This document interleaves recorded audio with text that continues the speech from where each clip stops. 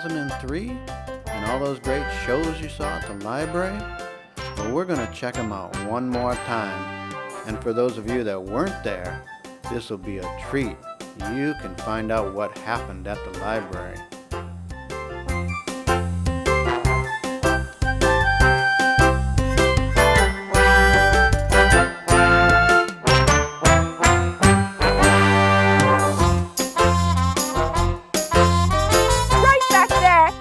Naughty Big Bad Wolf. He came to see my show. All right, come on up here, Naughty Big Bad Wolf. Oh, everybody give our Naughty Big Bad Wolf a great big round of applause. And she came. Now you can see she's not really scary because she kind of has a great big grin, which is one of the reasons I like her so much. But she does have her very naughty big bad wolf ears, which sometimes she has to hold on because they have a tendency to fall off. And I said to her, naughty big bad wolf, did you huff and puff all the words out of Storybook Land? And with a big grin, she said, yeah. Yeah. Well, I, Princess Rosie Rosebud, said, well, excuse me, Naughty Big Bad Wolf, but if you wouldn't mind, would you huff and puff all the words back into Storybook Land so that we can read stories today? And she said with a great big grin, yeah. Yeah. And then she took in a great big breath. But all that came out was just a little wheeze that went like this. Wheeze. Do you know what happened? Our naughty big bad wolf had huffed and puffed so hard that she'd blown her own huff and puff away.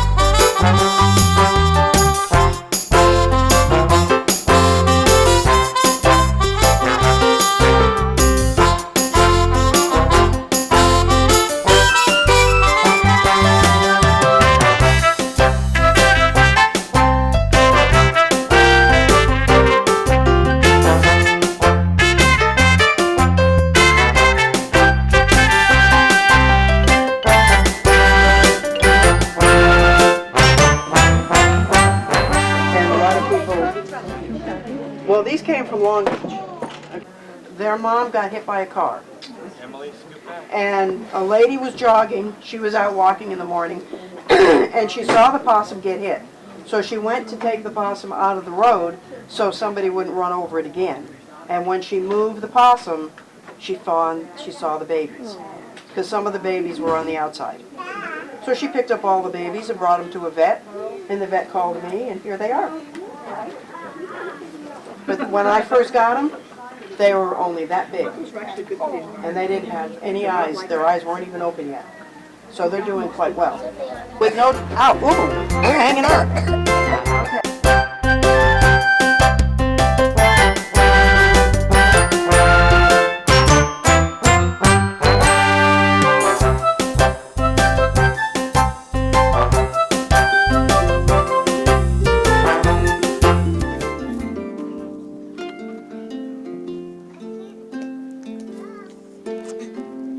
Yama, yama, yama.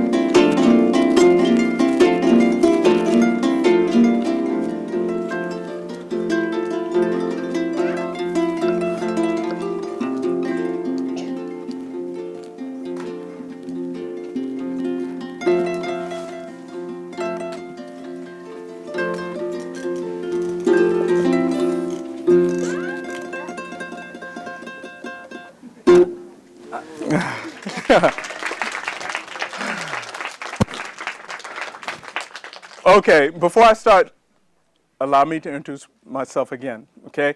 My name is Asha's Baba. Everyone say that. Asha's. Asha's. Oh, wait a minute. After me. Asha's Baba. Okay, that was good. Now, before I start, what I want to do, I want to explain the name to you because whenever they say, here's our storyteller, Asha's Baba, everyone, they look at me and they go like this. So I'm going to tell you the meaning of my name. Here, okay, the word Asha comes from a language in East Africa known as Kiswahili. And what the word Asha means is life, okay? The second word, Baba. Now, even if you don't speak one of the 800 languages which come from the continent of Africa, some of you know what this means, okay? Don't say it out loud. But if you know what it means, when I say this word again, raise your hand. Baba. How many people know? 1, 2, 3, 4 people? Only 4 people know what Baba means? Okay, listen. I'm going to give you guys a hint to see if you can figure it out. Okay, here's your hint. Asha, okay, means life. But Asha is also my 13-year-old daughter. Now, I am Asha's Baba. Now how many people know what it means? Oh, now everybody. What does Baba mean? Father, right. Because my job of being a storyteller is important to me, but the job that I love more than anything in the world is being a dad.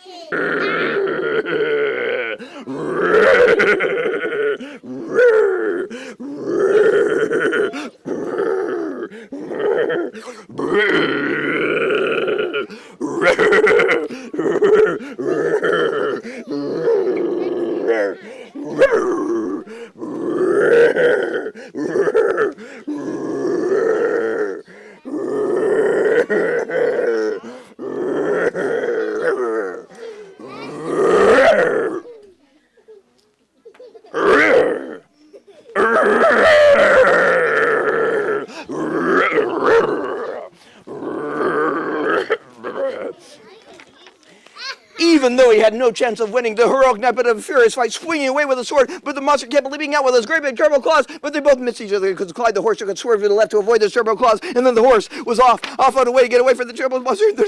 But this time, the horse, you know what he did? Yeah. What did he do? I know. To get the monster's attention, Clyde suddenly sank his teeth in the blue scaly tail. The monster was much more surprised and hurt. He had never been bitten in the tail by anything before. And by now he forgot all about the knight and took charging after the horse, just like the horse thought he would do. But this time, Clyde went taking off. This time, Clyde, although he took off through the woods, he was tired from his previous run and couldn't run as fast before. And the monster was much faster than expected. Through the woods, it went faster and faster and faster. And suddenly, the monster got the horse by the tail.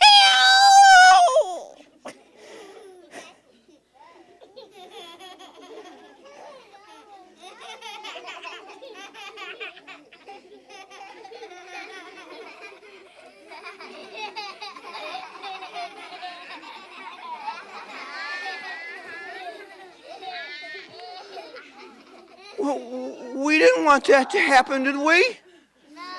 No, we're on the horse's side, aren't we? Oh no, poor Clyde's been caught by the monster by the tail. Oh no! Wait a minute, boys, and hang on a second.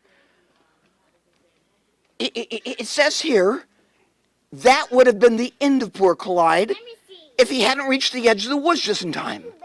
And with one desperate lunge, one tremendous surge of horsepower, Clyde made it into the meadow and actually hauled the monster out after him. What does this mean? Oh, I'll tell you what it means. Suddenly, it was the monster's turn to be terrified. He'd been caught by surprise in broad daylight, with the sun glaring down at him. Now an owl-eyed ox-headed doggo who thrives in the darkness of the woods cannot survive but 5 seconds of the broad daylight, and he knew it, and he let go of the horse and let out these terrible screeches and howls that could be heard all the way to Twickenham. And Sir Gullivan came dashing out of the woods just in time to see the monster explode into a great big curve. Puffle!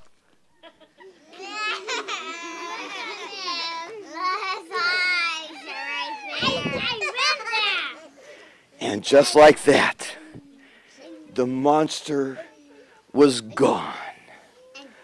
Gone.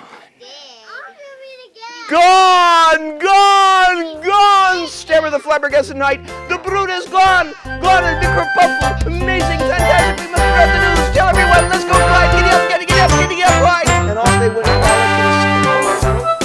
I will make all the handkerchief change colors. First, let's begin with the red. Would you put the red inside of the bag, please? Frankie will put the red in the bag. Okay, after the red, boys and girls, what we will do is we'll use...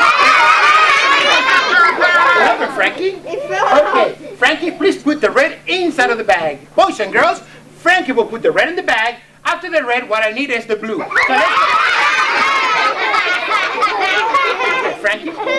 okay, Frankie, you see this? This is a bag. This is the hole in the bag. Please put the handkerchief inside the hole in the bag.